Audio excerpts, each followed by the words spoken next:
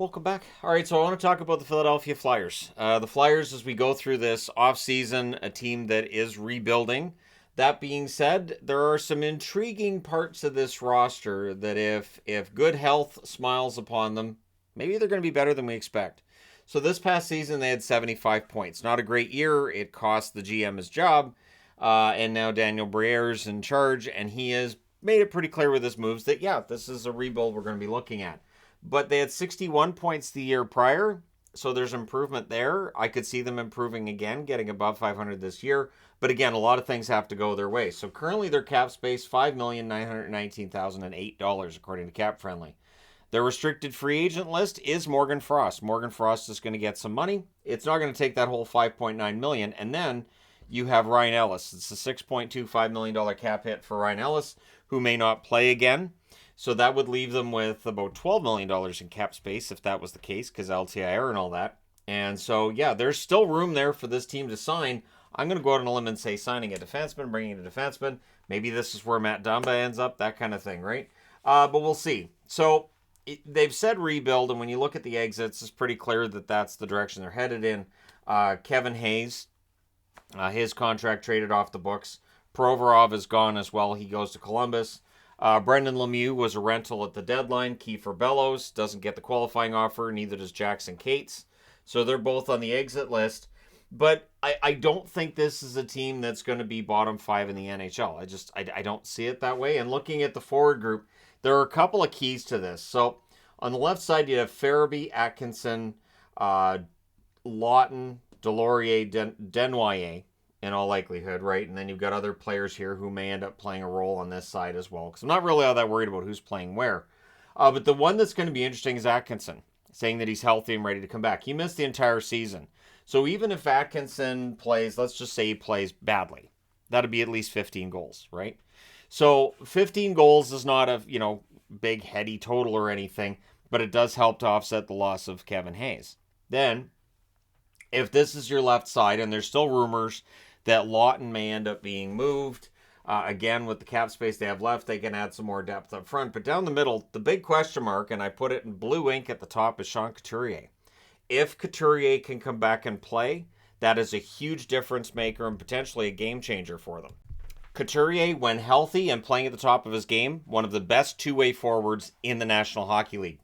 And so if Couturier is ready to come back and play, if that happens, that absolutely helps. And you've got Noah Cates. Noah Cates, of course, signing an extension. Frost, we're waiting on the Frost extension. And they've added Paling. Then you throw in Forster. Forster was impressive when he was called up last season. Does he need more time? Maybe. But again, this is not a great down the middle. So today I talked about the LA Kings, who are really stacked down the middle. That's not the case with Philly. But if Couturier can come back and play with a return for Atkinson, you've got to think that in terms of points, that's a minimum. I would think of 100 points you're adding. In goals, you're probably adding, I would say, a minimum of 35. If you look at 15 for Atkinson, 20 for Couturier, I'm just saying as a minimum. So that would absolutely help the Flyers. You're really kind of hoping that good health smiles on them. You also got Gardner, Marody, and of course, the number 5 pick in 2022 was Cutter Gauthier, not signed as of yet. But once Cutter Gauthier gets into this lineup, yeah, the Flyers might get a lot better, right? Gauthier seen as a pretty solid prospect for them. On the right side, you've got Owen Tippett. So with the exit for Hayes, Tippett, Konechny. Konechny had 61 points in 60 games. 30 of those points were goals. Konechny's a very good player for the Philadelphia Flyers. We'll see how it goes with him. You've got Allison. I like Wade Allison. Good work ethic. Garnet Hathaway joins the team, and nobody's going to ask him stupid questions. And then, if you know, you know. Lazinski's there. Lazinski is on an expiring contract. Not a lot of UFAs to pick from up front. In fact, the only one I saw was Lazinski. Lexell, who signs an extension with them today. So Lexell in that group. Bobby Brink. Bobby Brink's one of those fascinating ones too. Will he come up? Will he play? What'll happen? If he does it, likely I wouldn't think would be on the left side or on the right side unless Tippett, Konechny, Allison Hathaway, one of them plays on the left, which again can happen. And then you've got, of course, this year's number 7 pick, Matvei Michkov. The fact that they've got Gauthier and Michkov in the last 2 drafts, we could end up looking back 10 years from now and say that was some fantastic drafting by the Flyers. And Gauthier and Michkov could be like linchpins for this team for a long time to come. Again, with Gauthier, you got to get him signed, get him in the lineup. And with Michkov, you've got to hope that at the end of that 3 years with the KHL, that he'll want to come over and play in the National Hockey League. That's really the key thing. I would think the fact that Michkov talked to the Flyers before they drafted him and basically said, I'd like to play for you guys. I think that speaks well for him coming over and playing when that 3-year contract's done in the KHL. And then you get to the blue line. And this is where, yes, there's absolutely concerns on the blue line. Absolutely. That's why I said, with the cap space they've got left, maybe you add a couple of blue liners. You've got Sanheim. Of course, they were ready to trade his contract to the St. Louis Blues, but coming the other way would have been Krug, and Krug said no.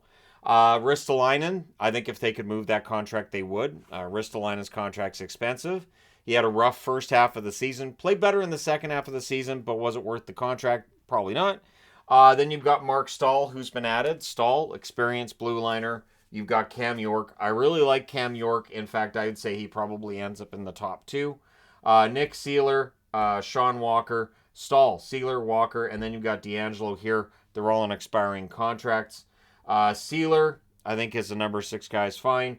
Walker, I really liked with the Kings a few years ago. He's fallen off a bit. Maybe he gets his game back in Philadelphia, right? Zamula's there as well. And as I mentioned with D'Angelo, the interesting part being D'Angelo right now doesn't look like he would probably end up in the top 6, but there's been a lot of trade rumors, most importantly seeming being that he's probably headed to Carolina. It's just a matter of when he heads to Carolina.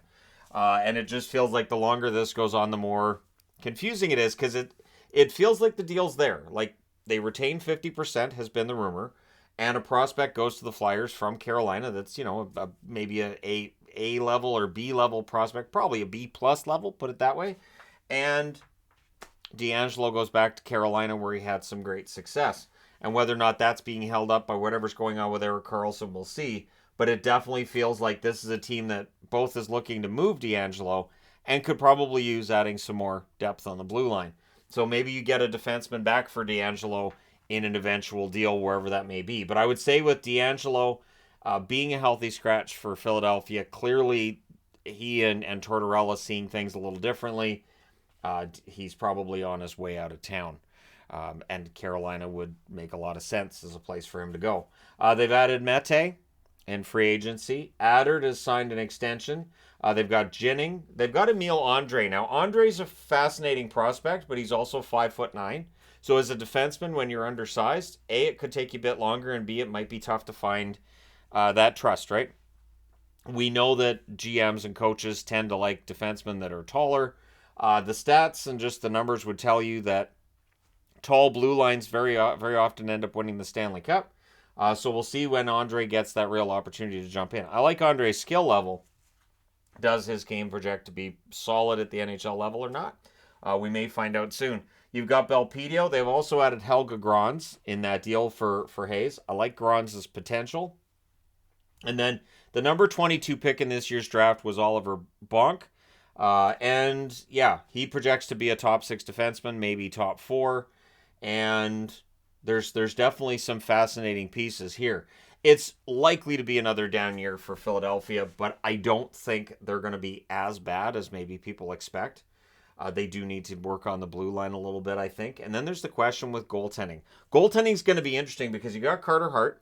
The rumors around Hart seem to have died down. There were rumors early on, of course, that Hart was available in trade. I haven't heard that for a while. Cal Peterson, his contract, of course, being traded for out of LA. And maybe Peterson bounces back with a new organization. Maybe a change of scenery was needed. Cal did not excel in the LA organization over the last 2 years, but he has shown at times he could be a good goaltender. That's why he got that contract. Sandstrom is on an expiring deal, and Ersson was a goaltender that I was kind of surprised they didn't just decide, all right, well, we'll just make him the backup, because it felt like Tortorella had a lot of trust in him once he was in the net. And so we'll see in training camp who ends up winning that spot, whether it's Peterson, Sandstrom, or Ersson. I think Ersson might be the best of the 3, but that's why you have training camp. That's why you have preseason, and then that decision is made after that. But let me know your thoughts in the comment section below as always. Are the Philadelphia Flyers a bottom 5 team this year in the NHL? I think the forward group's going to be able to score. I think the goaltending should be solid. I think defense is where you really get into that question mark, right? The Sanheim deal is expensive. The Ristolainen deal, also expensive. And it does kind of restrict what they can do, and it makes it harder to trade those contracts because so many teams are up against the cap. But let me know your thoughts. Don't forget to hit like and subscribe if you're browsing your way through. You just happened upon this video. And what other moves do you think Danny Briere makes before the season starts, or does he leave it like this? Does he look at it and go, yeah, the defense might be a little bit lackluster, but we don't see this as being the season we make the playoffs anyway, so we're not overly worried. And how would Tortorella want him to approach it? Is Tortorella on board? Probably yes, but it's still a question to be asked. Because coaches, we saw last year in Chicago, Luke Richardson really wanted to get a lot of wins. He wanted his team to be competitive, and it's tough. He wanted to make Davidson's job as hard as possible. Does Tortorella want to do that with Briere, or is there an agreement of, yep, we're probably going to be pretty bad? But let me know your thoughts. Thank you guys so much for all your support. I will talk to you again soon.